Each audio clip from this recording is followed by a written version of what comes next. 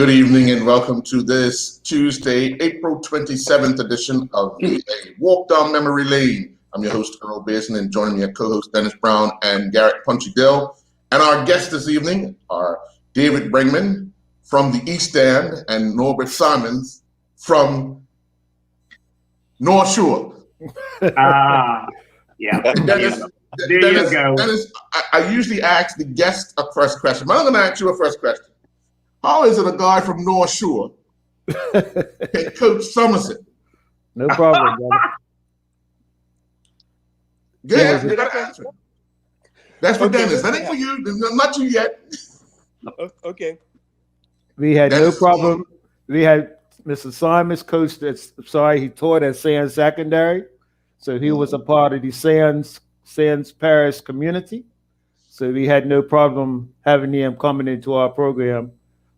First as a medic and then as a coach. So we had no problem with Mr. Simons. He knew most of the players. A lot of the guys went Sands, so there was no problem him, integrating him into the program. Okay, all right. Well, Punchy, I'm gonna give you the opportunity. You got the first question. I'm a bit off right now. I'm trying to come back on. I don't know what happened. Okay. Maybe you're gonna ask Dennis. I'll be right. I'm just. What happened? Yes. To Simons. I don't call him Simons. I call him Big Two. I'll tell him to tell you guys why we call it Big Two. So Big Two, were you ever interested in playing football as a young man, or was it just track or any other sport? Well, to be honest with you, I did. When you live down North Shore, right? You did everything, as Punchy can attest, because we all ran around together in the same neighborhood, right? So. Last week, Punchy alluded to 11 stars. Well, I played right back with the 11 stars. So, and I never forget, I didn't have boots. So, who are the 11 stars? Who are the 11 stars? Well, it was the guys in the neighborhood. I'm not going to remember everybody's name. It was Punchy, myself, Buddy Hollis. So neighborhood. Okay. Neighborhood guys, family, really. Because we were all related in one way, shape, or form, right? So we all grew up in the same area. And we were a bit too young to be down Peaksfield with the older guys. So, we used to kick amongst ourselves and have games with different teams in the area. Okay. Yeah. So that's where I started. I started off right back. Yeah. Here we go. So. Is that good? Like I said, when we grew up. He'll come back. Go ahead. Yeah, Punch, you have a question? But yeah, great to see you. Great to hear about the 11 stars. I remember that quite well. Done about the Peaksfield. And when we were too small, they wouldn't let you guys play, so we formed the 11 stars. Wasn't that a great time, huh? I mean, it was madness. Yes, hey, listen, the question I want to ask you is, sir, just like Dennis asked you about coaching, when you first took over Somerset, what was your main hurdles? Because I don't know at the time, did you have coaching badges, or did they just appoint you as a coach because you were associated with Sands? But tell me, what do you think was your main hurdles when you first took that job? But see, let me give you a little history on that first, because it wasn't just as straightforward as that. I started teaching Sands in 1981. And it's football with the junior teams, and we were secure, and I started to develop a good relationship with the players and the students at Sands. Actually, it was Kenny Cam who got me involved in Somerset. He came and met with myself and Cal Simons, because we were both first year teachers at Sands. Cal was at West End and I was at Sands, and so he asked us to come and assist with the junior program. So my first involvement in Somerset was with the junior program as the assistant coach to Myron Bean, because he was looking to retire and he needed an understudy. So, and because most of the players that went to play for Somerset either went to Sands or Warwick Sac. There were a few from Berkeley and other schools, but primary Sands and Warwick Sac were the bulk of Somerset's junior team at the time. So that was my first involvement in Somerset's program. And from there, I ended up by being the medic / trainer for the first division team, and manager for the reserve division team, and it was just a natural progression from there. Okay. And then I ended up, and so what happened was I was with the with the first team as as medic trainer, and then I think that I started with Rudy Miners, and then Randy Horton came back, and then Rudy again, and then Khaki Smith took over for a season, and when he left, I guess it was sort of sudden, and we were caught between a rock and a hard place. So I was asked to step in and take the first division team. Okay. All right. Good. Hey, go. How you doing, Brainman? I'm gonna ask you a question. Stay up, man. Yeah, I'm gonna ask you a question. Listen, and it's in Georgia. I always admired you because when I was a young fellow watching you play, Freddie Hall reminds me a lot of you. Yeah, Okay. very vociferous. Speak. You just information. I always remember you a lot. All right. But let me ask you a question. Some of the guys you played alongside in St. George, because St. George's was strong. Yep. They had a very good strong with Wellington Overs and St. George's. So who were those guys that you played with at St. George's when you guys were, St. George's was really doing well on your time? Oh, the best years we had was probably when Jimmy Copeland had us playing with St. George's Colts in the sixes. When Thompson first started, we guys was battling with Thompson at that time. And we had guys like Ashton Random and Gary had gone Devonshire Colts. And we had Bummy Anderson, all those type of guys was playing for us. Bubba Tuck, Charlie Fox, all these guys that end up Thompson, they was in that same team. That's right. Charlie Fox actually started down at St. George's, didn't he? Yeah. That's right. Yeah. And then what happened was when they started the BFU, Valentine Rovers and North Village came up together as one, as the first two teams to get promoted in that division. Okay. And Village ain't been done yet. Well, hey, thumbs up for that. Thumbs up for that. Hey, listen. The one question I'm not gonna take away. So one question I also want to ask you. I think you stayed with St. George's all your life, didn't you? You never played for no one else, did you? Nope. Why do you think that? Well, I had opportunity to, truth be told, I had the opportunity to go with Social Club or North Village when Newsom and Sam been overseas. Right. And I went up to Social Club for the summer, but when it got down to the last week, I had some difficulties with the club being released. They weren't going to release me at that time. So me and Gabby Hart had a nice talk, and I just ended up back down St. George's. Oh, okay. Oh, okay. That's the history of it. Oh, that's the history of it. Yeah. When I was training with Social Club at that time, that's when they had now lose all what they call the afterburners. That's when they came into effect afterwards. Yeah. They were looking for a girl keeper. But when I went back, that's when Harold Maduris, about a year later, Harold Maduris came to Social Club. That's right. Okay. And I went back. St. George's taking a lot of licks after that. Well, that's, yeah. There you go. That's it. Okay, Goat. Yeah. I'm not going to talk about cup match. Because he can. Because you've been taking a lot of licks there too. Don't forget, Lou, doctor.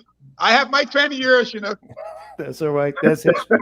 I have my 20 years. Okay, sir. Very kind. Okay, so Goat, who was a big influence on you when you were coming through St. George's as a young player? Who was a big influence on you playing football? Mr. Donald Dane. Okay, why? Why? Because people don't remember Donald Dane. When the Junior League first started, Mr. Dane and Sam, just past Mr. Richardson, they was the one that helped form the Bermuda Football Junior League. Okay. And Dan was a school teacher at 21 down at Easttown. Yes, and I was in Easttown school, and I was in his class. That's when he came up with a team called the St. George's Youth Club, Junior League team. Okay. So that's who I give all my respect to, Mr. Dan.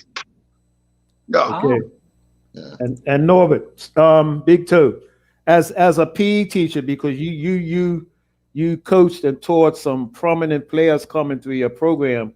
Who are some prominent players who came through Sands program and you were there as the PE teacher?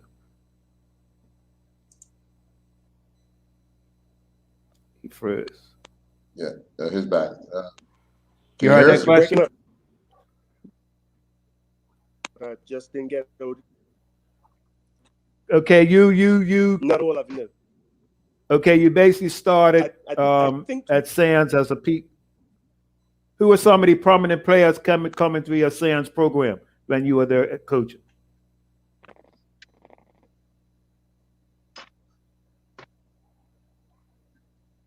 I don't think he can hear you. Is he muted? Okay, I got No, you. no. Can you hear me now? I think he's Can having you hear me? internet problems. He's having Yeah, I internet. can hear you. Okay. Well, my fresh year, I had pretty much. No, I'm not. You got. Yeah. See, when I first started seeing,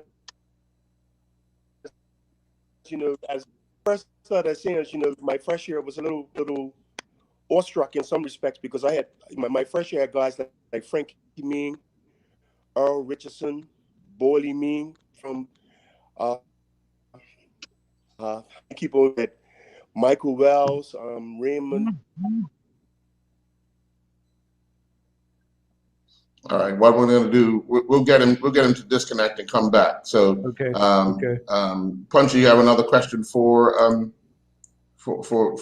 Myron? Oh yeah, for sure. Oh yeah, Mr. Goat. Oh yeah. Hey, Goat. Tell me what was the training like? The training sessions for you specifically? Because I know in those days, did you? What was it that you did so much of in training with Mr. Copeland? Because I mean, again, I say that I didn't. you excellent goalkeeper. Truth be told, I didn't really get much training from coaches. I had to do a lot of training on my own because guys didn't know nothing about goalkeeping. Okay. Down there at the time, and I got my stuff watching big league soccer. My favorite goalkeeper was Gordon Banks. That's who I used to watch and admire. I used to take tips from him, like just watch how he plays and stuff. Oh, okay. Because I always thought that, like, again, when I used to come watch the games and you playing, you were always organizing. You can always hear your voice. You were very instrumental in organizing the back four. You speak about Gordon Banks, but any particular goalkeeper in Bermuda that you thought before you? What did you think of Doc Jennings? Doc Jennings. Doc was steady. He was steady. The guys, I'll make your question. I'll give you a simpler answer. When I look at the Sixers, when I was playing, I look at Dennis Van Wright, Sam, and Barkley Adams. Adams. Barkley used to play for Warwick, then can't play for St. George's Hospitals. Barkley used to be the one who works with CFM, the cameraman and all that stuff way back in the 60s. Oh, okay. And Chick Adams' father. Oh, Chick Adams' father. Let me ask you a question also. Being talking about goalkeepers, what do you think about Tango Burgess? What do you think about Tango? Tango was all right. What did you find good about Tango? His size. What was good about Tango? Yeah. I would class those guys as steady goalkeepers. Okay. They wasn't flashy or nothing like that. They were just steady. Plus, the guys like Tango and his guys, they were good goalkeepers, right? But remember, they played with a superior team in front of them. Good point. Yes. That's a big difference. One other question. What did you like so much about, I heard so much about Dennis Wainwright. What was so because I remember, when he's a cricketer, I never actually saw him play football. But right. What was Dennis Wainwright like as a goalkeeper? Well, I remember Dennis as a young child, because Dennis started with Valentin Rose. Right. Valentin Rose won the cup in the late 70s or in the mid 50s. He was playing for Valentin Rose. And I always admired him, the way he played goalkeeper, his positioning and everything. But I couldn't dress like him. I wasn't that sharp. I couldn't dress like him because when I played goalkeeper, I knew I had to get dirty. Yeah, I got you. I got you on that. But Oh don't my worry, that's one of my close friends. He's a good man. Yes, Yeah. yes, I got you. Good, but you indicated that you had to learn a lot on your own. Yeah. Why did you pick that particular position? Now, when I was playing youth club, again, when I was playing for St. George Youth Club under Dan, the last year when you guys got to 16 or something like that, Dan left and went up to Devonshire Colts, right? He went back and revived Devonshire Colts again, right? That's the history. Mhm. And you can still hear me, right? Yeah, good. Yes. And I used to play striker for the youth club. And when we got into the big games, like the finals and the junior league knockouts and stuff, Dan would put me in goal. But when he left, he gave me the choice. He told me I could either make it in goal or on the field. So he said, I'm at an age where I have to decide what position I want to play, goalie or on the field. So I choose goalkeeper. Mm. That's why I have a lot of respect for Mr. Dan. Mm. Okay. Dennis? So go. I've always been intrigued with the Wellington Rivers St. George's. At that time, was Wellington Rivers the go-to team in St. George's, or did they both share? Like, what was You the dropped out. So go back those to your four question two. for Norman. Okay, Simons, you can hear me now? Yeah, I can hear you. Yeah.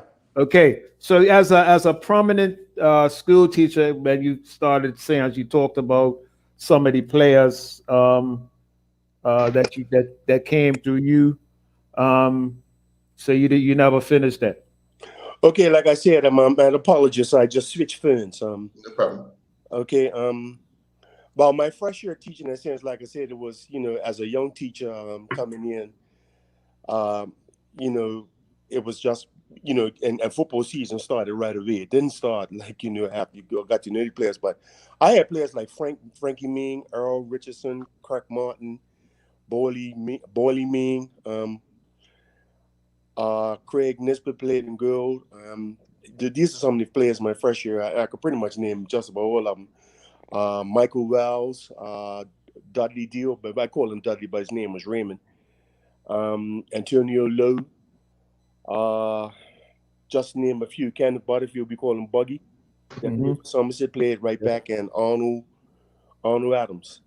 Those were some of the players that was my first year. And then on from there, I had players like Ellington Weldon, Carlos Smith, David Bascom, Antoine Jay Simons. So I can keep naming on and on. So Sands had a plethora of players and good talent that not only just was a feeder system for Somerset Cricket Club, but Devonshire Colts, PHC, North Village. Yeah, we ran the gamut.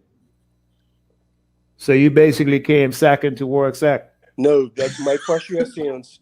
My first year at Sands, we won 5 out of 8 trophies. Oh wow! Wow. Wow. And we played Warwick Sack in the finals, in the senior finals. That's when they had to bring in Frankie Ming and Earl Richardson to play because we had lost a couple of players from injuries. And so, yeah, we beat Warwick Sack 5-2 in the finals. So I know where you went, Dennis, from that. Okay.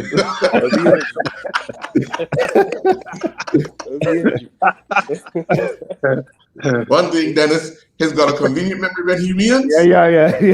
That's it. Oh, I remember my losses. I do remember my losses. No. Yeah. And Myron, you actually took over the coaching job in St. George's. Under what circumstances and why did you take up that post or take up that challenge? I took it up reluctantly. That's when they had a fallout. I was assistant ready, and we had a fallout with the team. Right. And players, that was a big fallout. And in the end, being I was vice president of the club at the time, right? A lot of guys refused to play because Ruddy resigned the same night after all the stuff went on. And I quit the team. So what the club called an emergency meeting with the exactness, and they asked me would I stay there and take the team to the end of the season. That's why I ended up coming coach. I had no desire to be coach of the team. Right. Yeah.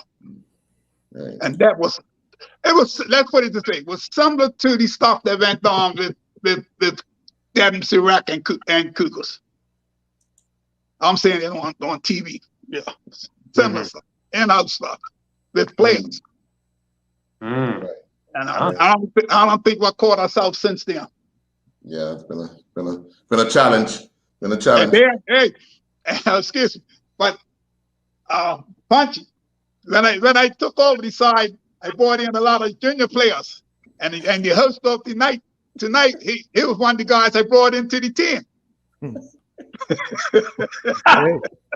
Okay. I hadn't done any back four. Okay, right. And Lou was in his sticks up Sumter one night. Sumter's had us 2-0. We came back and tied up 2-2. Oh, it was a fun time, dude. Yeah. And it was a big experience for me. Oh, okay. Oh, Yeah. good. But Yeah. what I ended up bringing in all the stuff went on. I integrated a lot of the junior guys into the team. Yeah. That was my goal.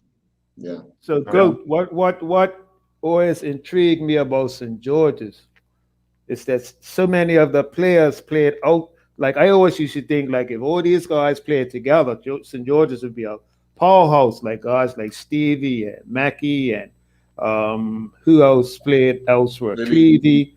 Cal Random, all of them. Yeah, I always thought like if all those guys, I mean, like Somerset guys, they really played out of Somerset. And if St. George's, had that type of mentality, they would have been a force to be reckoned with. And you're right too, Luke, because leading up right up into the end of the 60s, the guys that left St. George's were all like Bobby Tuck, Charlie Fox. These guys got married and stayed in Somerset. Gary moved out of St. George's and he was way up St. John's Road. Gary Darrell. Right, That's why he ended up playing with Devonshire Colts. So we excuse guys like that, but after a while it came like everybody wanted to get out of St. George's. Right. One way or the other. Simon, what was your experience like in drafting in so many young players? Because you've done similar with a team that had a lot of success. Well, Earl, you see, Somerset's junior team was always a good feeder system for the senior team.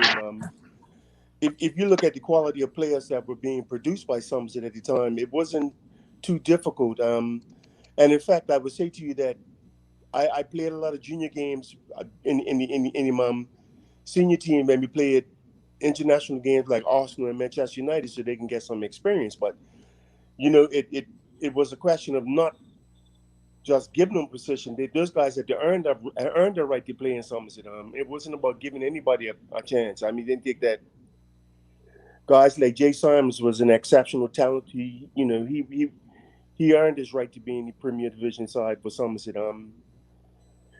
Guys like Duval Beans, Scaly Williams. That's a character in itself. So, these guys were just really talented. They could have probably made it in anybody's team in Bermuda, right? So, it was a question of finding a niche and also being willing to listen and understand, especially from senior players like Dennis and Lou and Reginald Gomes, God rest his soul, and Troy Bartley, God rest his soul, and Goody, because the thing about Somerset was that a lot of the senior players also were involved in coaching, so they were used as role models, and they were able to get information, of course, to the junior players better than most coaches would, because they were players that our junior players looked up to.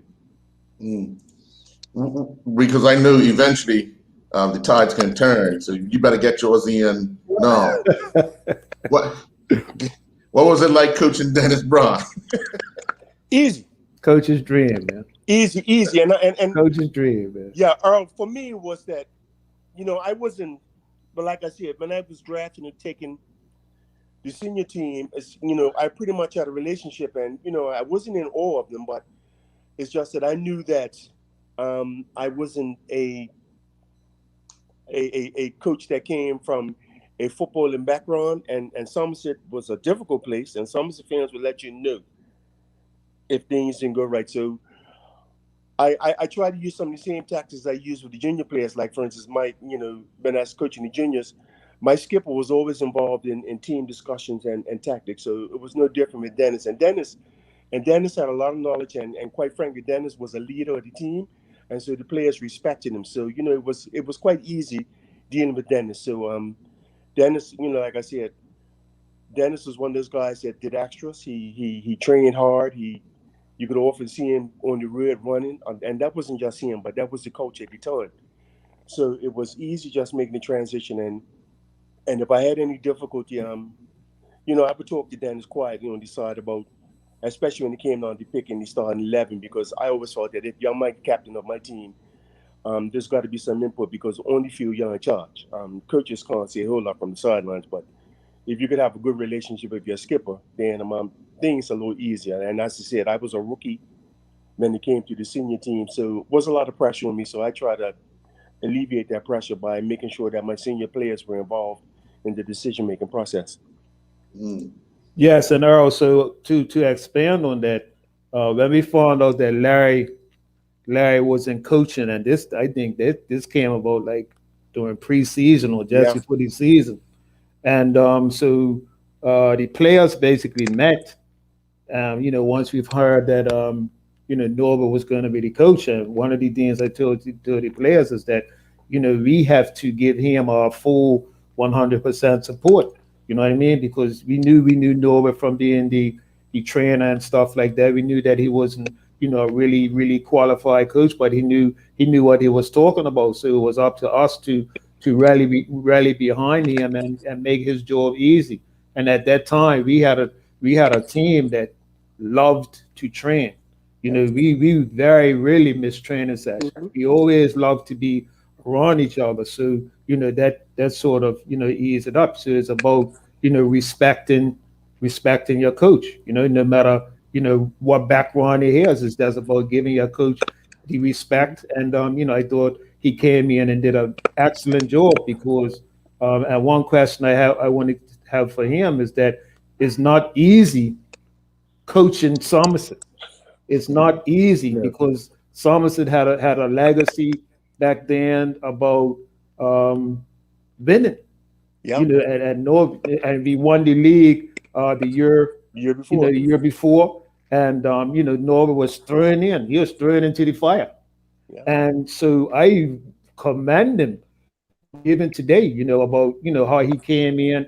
You know he took charge, and you know so I want to know how what was your thoughts when they first told you that you're gonna coach your senior team? Because like I said, coaching Psalmist is not easy. Sometimes you feel like running up on the porch and saying Yep. French words to the spectators, but at the end of the day, how did you feel? What was it like for you when you first coached Summers? Well, for me, what it was, I was nervous. I'm not going to tell you that I wasn't. I think if you recall, Dennis, the first game we played, training was leading up to the start of the season because we had started preseason. So, because that was my area of getting the team fit and stuff. So, I think I remember your comment you made. Because I was still coaching the juniors at the same time, right?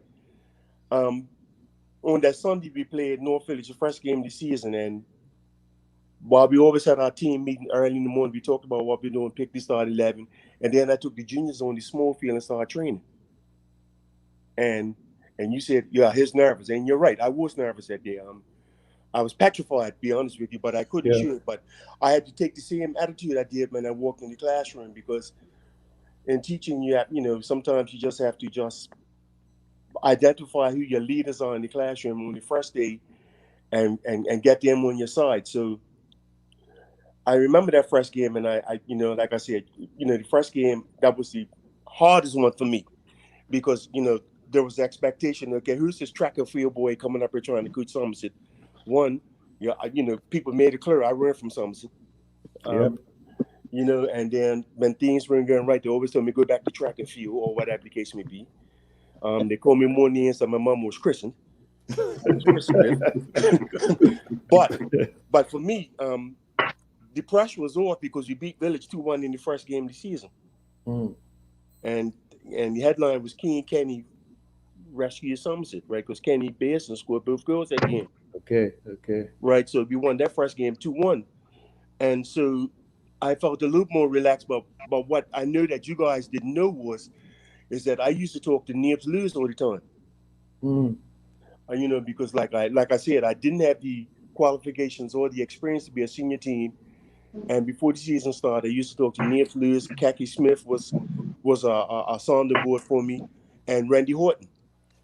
But Nips was the one that, if I had problems with trying to get a point across, like for instance, getting players to run off the ball, I would sit down and talk to Nips and ask him how does he get his players to do this, or if players don't come training, what do you do? And he gave me advice on how to handle all that. So I try to surround myself with people who were smarter than me, and no more. And I think that's been my mantra through life, right?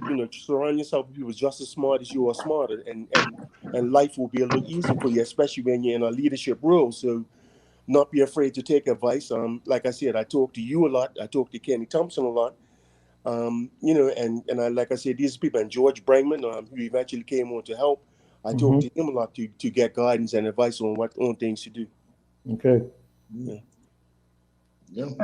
Earl, But yeah, I know you. I know your background a bit. I know you're a hard-nosed disciplinarian. I know that for a fact. How did you implement that? Well, did you have a problem with that when you first took over the team? Was there a problem with discipline? Well, I had mature players around me. There were one or two players that were real difficult, that would always test you. What I learned early in life is that you can't talk to players all the same way. There's some players that you can use them, and Somerset was known for changing room. You can get cussed off in a second, right? You can get cussed off, and think nothing of. But there were certain players, and you had to learn and understand the psychology of players. For instance, Kelly Simmons, you couldn't holler at him. No. You had to pull him aside and talk to him and reason with him, because some days you show up and say, "I'm flat playing." Yep. And then you would, other days you have to sit down and talk to them. So I learned that you had to judge your players and judge the mood and temperament, because I could tell you that times that you had all these things planned in your mind. As a new coach, you come in and say, all these things planned, this is what you want to do in training. And then you stand in the middle of the field and you just watch the body language, and you know right away, this is not going to work. And I think that my teaching background was one of my strengths. So, and I say that while I know that football from a purist point of view wasn't, because I went to school in Canada, so football wasn't that big. So, but what I learned was I specialized in basketball and track and field. But what I did understand from my own training was that all team sports is about angle. In fact, all sports about angles. And if you could basically understand the concept of ankles, you could apply them to just about any sport. So it made it easy. And like I said, I had a love for football. Punchy, you know that we played a lot of football down North Shore. So I didn't go in there not knowing anything about football. So, but I used a lot of the stuff that I learned in university and sports psychology. I used a lot of psychology on my players. I wasn't a hard-nosed disciplinarian like a Randy Horton was, but my tactics were a little different from those guys, because I played to my strengths, and my strength was being able to just talk to guys and reason with them and get inside their heads and get them to understand their value more than what my value was. Because at the end of the day, I try to get my players to understand that without them the game doesn't exist. So if they can understand their true value and their worth, then it made life a little easier. Hey, Go, question I want to ask you, Go, which has always been asked a lot about St. George's. Again, Dennis brought that to mention that earlier about some players staying at St. George. What do you think? And I've always noticed that St. George. Why is it that St. George's players do not remain with the club when they reach a certain level. What do you think the club is there's something wrong with just playing for St. George's? What do you think the club is hasn't done? Or why do you think they leave and go play somewhere else? And I think they still exist today. I could talk now because I have no relations with the club, so I can't get fired from nothing. So I could talk. Yeah, well. But when these young guys, man, even when I was playing and guys came, the clubs never really supported football. Everything was cup match. I see. All the emphasis was on cup match. And not to say, just a small sample, it's not to say that guys are alcoholic, but after the game, you couldn't even get a case of beer from the club. Okay. Yeah, Oh, okay. Am I still there? Yeah, you're still there. Good. Yeah, right. Let's do the go. I can hear you. That emphasis was on cup match. That's when we had the cup for 20 years. Everything was cup match. And that's all they saw. Yeah. I see. I know. And one other point I like to get, because Norbert remind me of something. When he mentioned Nips, Leroy Nips, Lewis, right? Because when I ended up taking over for the last half of the season and stuff, that's who I combined him with Nip. Me and Nip were good friends, so we used to go somewhere, and he used to give me a lot of advice on coaching and stuff. And I always appreciated that from him right up to today. Yeah, he helped me out a lot, and people don't know that. You know, coaches around there, okay. Can you hear me? Okay, I think you dropped out. Oh, okay. And Norbert, I know, but I'm another question similar to what I asked Goat. The cup match, I know is always with two Eastern. That's it. Was that a problem also? Because I always wondered how Somerset, with so much priority put on the cup match, and still have this great footballing team. What is it up? Yes. During that 20 years, they had to work on football because they couldn't get the cups. I got you. Real good question. I guess. Let me hear it right from Norbert. Norbert, listen. What is the difference? What is the difference that you guys have to see on the West End with both sports, and it's a difference on the St. George's? Because there's still something that I don't understand that. Because I think there's really a lot of importance put on cup match up at Somerset also. Yeah, but Punchy, you know what I found that Somerset was a disciplined organization at the time. I'm gonna share a story if you want to emphasize what you're saying. Somerset, Reggie, when you had a hard nose like Reggie Perman and Rob Philpott. Whoa. You know, Dennis could remember this story. The week before, like this is when I first started working Somerset, so I learned immediately because the president, Perman said, okay, you guys, if you don't pay your dues, you ain't playing. And I don't have no problem pulling you out because we're a cricket club, we're not a football club. And he made that emphasize clear. You know, so the discipline instruction. So the next week, I remember Rope Philpott, and I always mark Rope because Rope had started. He came and said, Dennis, you have to take the fucking dues. Get out of my changing room. And he called 250. Players. Right? Yep. And you know what? By 2:30, everybody had their dues paid, and we was able to play that game that Sunday morning. And that's what I think was about Somerset. They were serious, man. And there was no holds barred. I mean, Perman wouldn't think twice about cussing you out or you know, you know. Yep. And you know what? But and even down to the ground thing like Punk. I mean, and I say that because Punk, and I had to allude to what you said good about not getting birds, because like I said, I was coaching the juniors and everybody was afraid of Punk because Punk was a ground God rest his soul. And so, you know, you had, like I said, it's about relationship. And so, you know, we got Punk to get refreshments for the junior teams after the games. But I think that what Somerset done is that you also have to understand that Somerset, yes, Earl, you may be correct about the cricket part, but cup match was a big part of Somerset Cricket Club.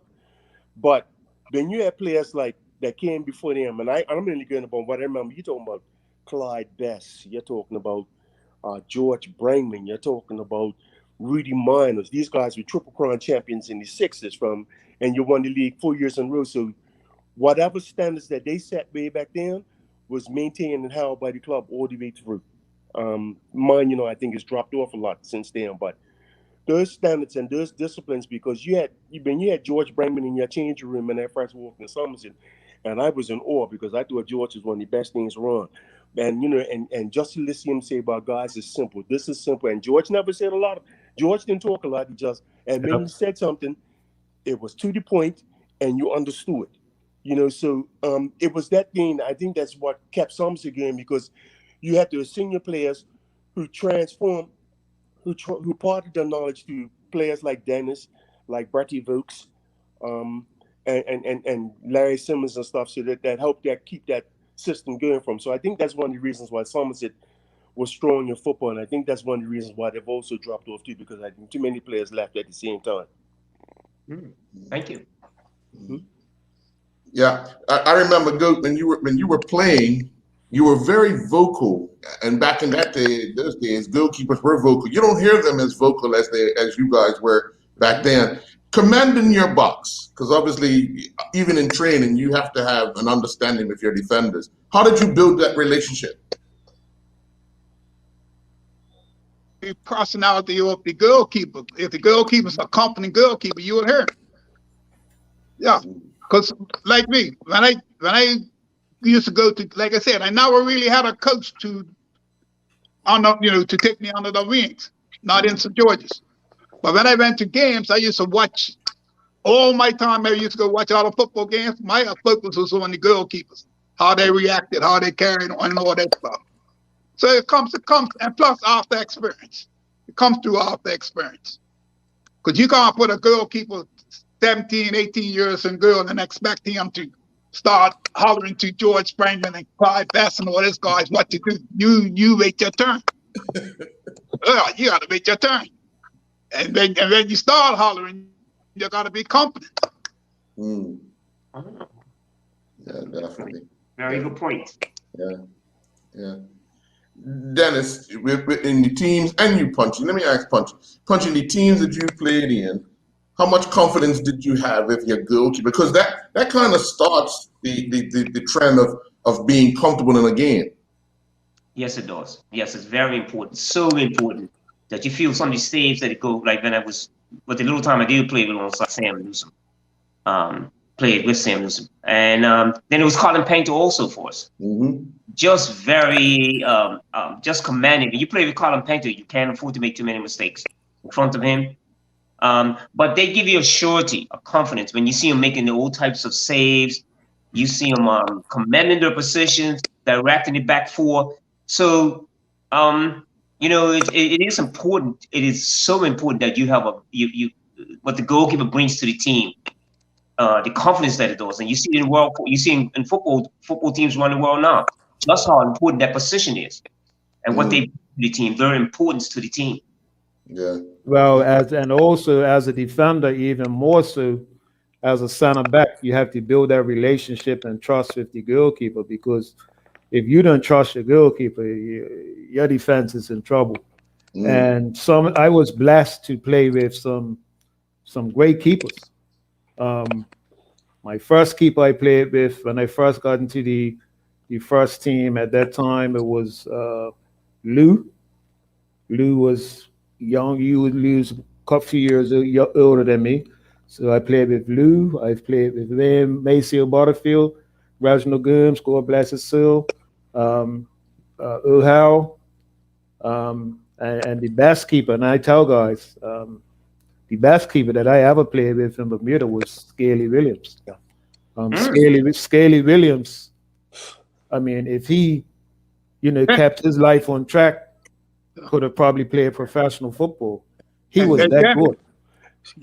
He was that good, and but too bad, mistakes happen in life, and but I was blessed to play with some good keepers in Somerset, and has some good matches. Good, you was gonna say something? Yeah, because his like I said, his joke in my memory. I always admired Scaly when he first started. The guy was blessed with talent. Yep. He was blessed with it. Yeah, Yeah, because I do recall Dennis recalled that game. I think I'm trying to remember was Martin McCup game down At Rangers. at Rangers. Yep. You had a lot of injuries and I half was out that game too. yeah, but half your team was the junior team that I was coaching. Scaly played, Yep. Vaughn Davis played left back, Devon Can and those Devon guys. Cam, all Yep. those guys, and we won the trophy that year. And they won. Yep. Won it. We won it with those little junior players. So, like I said, Somerset's been blessed with an abundance of talent. And like I said, I had the pleasure of coaching Scaly and working with him not only on the field but off the field, trying to help him through all of his situations. So and to me, that's why I say that for me at that time, coaching was more than just worrying about what was going on the field. And that's why I thought that was my success with the junior team, because I made sure that I try to work with them through a lot of issues, not just not football. So so from that point of view, coaching at that time, I think I was probably the right coach at the right time for Somerset at that time in the junior program. And like I said, I was just a transition coach and it ended up being 2 seasons at Somerset. So in the senior team, but my best time was with the junior players. Now, Dennis, you had a lot of people sitting on the edge of their seat waiting to find out about this Big Two. I want Norbert to tell us why it's called Big Two. Okay. It was the Rockland boys that started calling me Big Two. What happened was with the juniors in training and stuff, right? And we were doing shooting drills in the box, like 5v4 in the box. And I was trying to tell my players, I said, look, guys, every now and then when you're in the box, you don't have time to wind up and shoot. Sometimes just jab it with your big toe, with your toe, 30 ball, and the balls can act like a knuckle. Like in the pictures in baseball, they call it a knuckleball.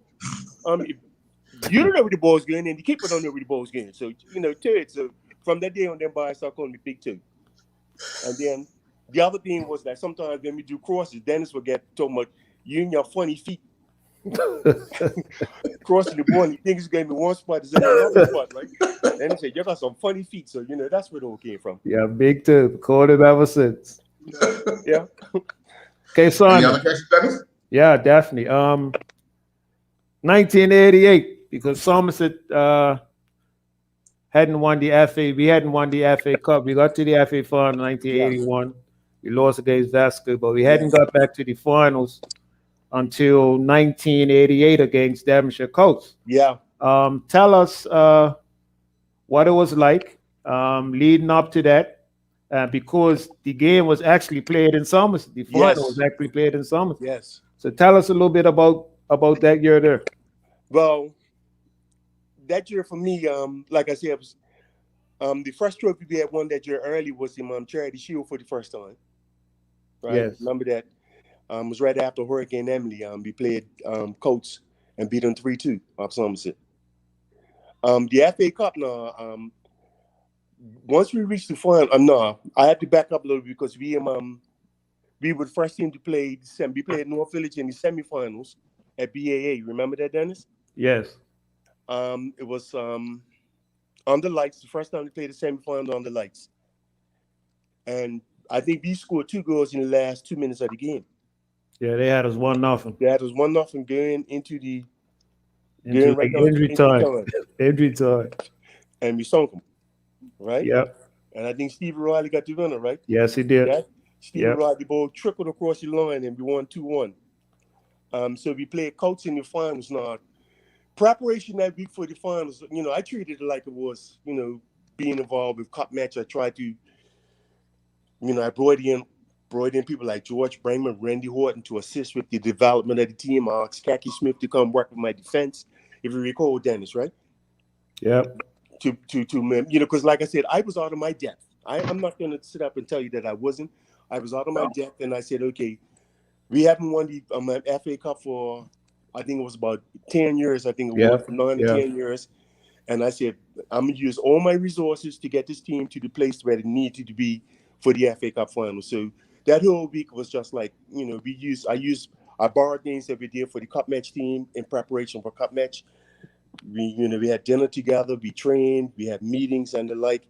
And I asked Randy Horton to give a speech to you guys before the game and stuff. So What I recall about the first game in the first half, I think coach didn't get out of the half the entire first half, but we didn't score. I mean, Right. we did score, but we scored twice and was ruled offside. And I'm gonna share with you what Frankie Bento said to me coming off the field. He says that because Michael Remus scored a 30-yarder. John Bantu. John Bento was the referee. He says, "No, boy, if he scores another goal like that, there, I'm not calling it offside because that was too pretty." So, but and then we got through the game, and then we played again in the second run. And I'm gonna tell you what stands out to me most about the second run before I get into the fan pressure and all that type of stuff was that it was 4 minutes left in the second in the match in the second game, if you recall, and I told Bumler Bell to warm up because I was playing for overtime. I said, "Well, Bumler, we could kill him in overtime, right?" Because Coach was really playing well too, and they defended well. Bumler started warming up, and as you hit down to the Trojan end, all I heard, the whole crowd went, "Bumler!" And I said, "What the hell's going on there?" Because the crowd just erupted, right? Devonshire Coach stopped playing. Stevie Riley had the ball at the halfway line, dribbled to the edge of the penalty area, passed it off to Troy, and Troy scored. Yes. God rest his soul. And I mean, and the fact that Bumler got up and started warming up was not only lifted our team, but it was a distraction for Devonshire Coast because they were wondering what was going on, why was everybody making so much noise, that they just stopped and looked, and we took advantage of it. And I think Stevie Riley has to take a lot of credit for that because he was very astute. Yeah. And took advantage of it and carried the ball on, slipped it off to Troy, and Troy put the ball in. So there was a lot of pressure that FA Cup final. I'm walking to the grounds. I said, this day, I said, I'm gonna act like a professional coach. I walked in a suit and tie, and somebody said to me, I'm bet $1,500 on the game. You better not lose. I said, oh shit.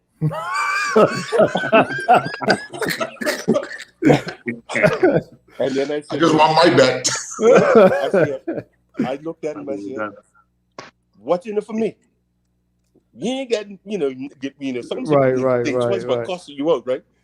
And my walk from the small field of the thing, everybody was on me, but you better win this game, blah blah blah blah. And I said, okay. So I just asked Horton to talk before I did, right? Just to get the team motivated. So that was quite an experience. Mm-hmm. And I'm sure Dennis could tell you a lot of stories because I think that was one of the biggest motorcades I ever saw when we won the FA Cup that year. Yeah. I mean, even before that, we were inspired by some of the things that Devonshire coach put in the newspapers, about how they were going to beat us this way and that way, how they should have won the first game. So we were really inspired in the replay to make sure that the game was in our favor. So that was some beautiful days. Yeah, and you know what for me was looking up in the stands and seeing all of those people. It had to be about 3,000-4,000 people up Somerset that day. Yeah, easy. It was the second biggest crowd I saw in Somerset in football. The other one was against Manchester United when we first played them. Okay. Because when we played Manchester United up Somerset that night. Okay. They beat us 4-1. Yeah. We scored the penalty. Yeah. That's the game. That's the only. Hey, Coach. I'm sorry. Go ahead. I'm sorry. Hey, Coach, I want to ask you a question. I'm gonna fast forward again as usual when the show starts winding down. Yeah. What do you think? What is your? You've seen the national team play. What is your thoughts about Dale Eve and the direction that the country goes? Even though Nathan Truck is at West Ham. I don't know if you've seen the national team's games, but have you ever watched Dale Eve? What is your impression of Dale Eve? I watched all the games last season before the Kirby came in. Yes. I was watching. I was through all these international games. I was watching. In fact, I was right behind the girls. Yeah. Right. What's your impression of him? I thought he was a good, what they call nowadays, a shot stopper. Yeah. Yes. But he never really controlled his defense. He never controlled him. Mm-hmm. and some of those games he let in. Truth be told, he let in some vital girls in their last competition in Bermuda. Mm-hmm. Couple of those games, he was responsible for them. Seeing like somewhere during the game, like his concentration level would slip, and was causing his causing. And I saw that on even against Panama and Mexico. I remember that I talking to Earl and just on the sideline. Yes. Yeah. Okay. Yeah. When you go, keep, you gotta be fit, right? Don't judge me, because when I got he dropped out. He dropped out. Oh, okay. He'll be back. He'll be back. Yeah. Hey, Any other questions for Norbert? Norbert, I got a question for Norbert. Norbert, Okay, you're sure. seeing, I know fast forward again as the show winds down. The national program, I haven't seen a lot of, and this is for you and Dennis, a lot of young Somerset players in the national program, because I'm always leery of that, because you know your history. It always Somerset is such a great club. I've noticed that also. But tell me what you think about the national program now and the direction it is in. There's two questions that you can answer. Yes, First sir. of you, Dennis. Yeah, go ahead, sir. Okay. In all fairness, Punchy, when I became director of youth and sports, I pulled away because I didn't want there to be I had to be seen to be even though you knew I was for Somerset, but in order to give my attention to this post, because it wasn't just about football, it wasn't just about Somerset, it was about all sport and everybody in the country.